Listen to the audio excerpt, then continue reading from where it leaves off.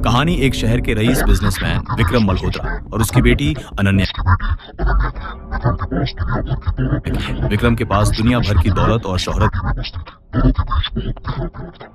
थी, लेकिन उसकी असली दुनिया उसकी बेटी में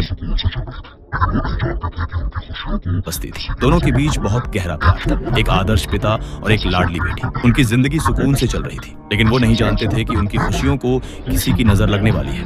एक शाम अनन्या रोज की तरह घर से साइकिल लेकर टहलने निकली, लेकिन वापस नहीं लौटी। एक सुनसान सड़क पर एक वैन आई और उसे दिन दहाड़े उठा ले गई। कुछ ही घंटों में ये खबर आग की तरह पूरे शहर में फैल गई। विक्रम सदमे में टूट गया, उसकी जान उसकी बेटी में अटकी थी। तभी उस शाम विक्रम के फोन पर एक कॉल आती है, जो कि उसी किडनैपर की होती है। किडनैपर ने अनन्या के रोते हुए की आवाज विक्रम को सुनाई और 10 करोड़ की फिरौती मांगी। विक्रम घबरा गया और पुलिस को खबर कर दी। पुलिस ने बहुत हाथ पैर मारे, लोकेशन ट्रेस की, लेकिन किडनैपर बहुत शातिर थे। किडनैपर्स हर बार पुलिस वालों से एक कदम आगे चलते, वो हर बार पुलिस वालों से बचकर भाग जाते। विक्रम ने पुलिस की एक न सुनी। उसने साफ कह दिया कि दौलत मायने नहीं रखती, बेटी मायने रखती है। उसने 10 करोड़ रुपए देने का फैसला किया। अगले ही दिन उसने किडनैपर्स को 10 करोड़ रुपए दिए और अपनी बेटी को सही सलामत वापस घर ले आया। अनन्या दौड़कर अपने पिता के गले लगी और ऐसा लगा जैसे विक्रम की उजड़ी दुनिया फिर से बस गई हो। घर आकर अनन्या ने पुलिस को बताया कि किडनैपर कौन था। उसने एक हुलिया बताया, जिसके आधार पर पुलिस ने रोहित नाम के एक लड़के को गिरफ्तार कर लिया। रोहित एक गरीब लड़का था जो स्कूल से अनन्या को एक तरफा प्यार करता था। सबूत मिले, गवाही हुई और कोर्ट ने रोहित को 10 साल की सजा सुना दी। केस बंद हो गया। विक्रम खुश था कि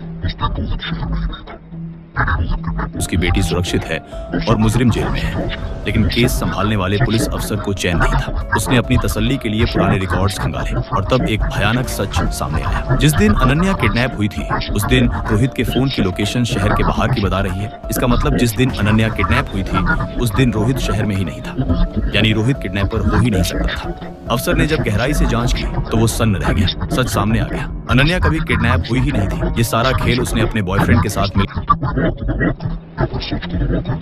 रचा था। क्यों? क्योंकि विक्रम, जो दुनिया के लिए रईस था, वो पैसों के मामले में बहुत सख्त था और अनन्या को पैसे नहीं देता था। अपने ही बाप से पैसे ऐंठने के लिए अनन्या ने खुद के अपहरण का नाटक किया और रोहित को मोहरा बनाया, क्योंकि वो एक आसान शिकार था। अब अफसर के सामने धर्म संकट खड़ा था। क्या वो उस पिता को जाकर बताए कि जिस बेटी के लिए उसने जान लगा दी, उसी ने उसे ठगा है? क्या वो एक हंसते खेलते परिवार को बर्बाद करे, या फिर सच को दबाकर एक बेगुनाह लड़के को जेल में सड़ने दे? शहर खामोश था, लेकिन इंसाफ का तराजू डगमगा रहा था।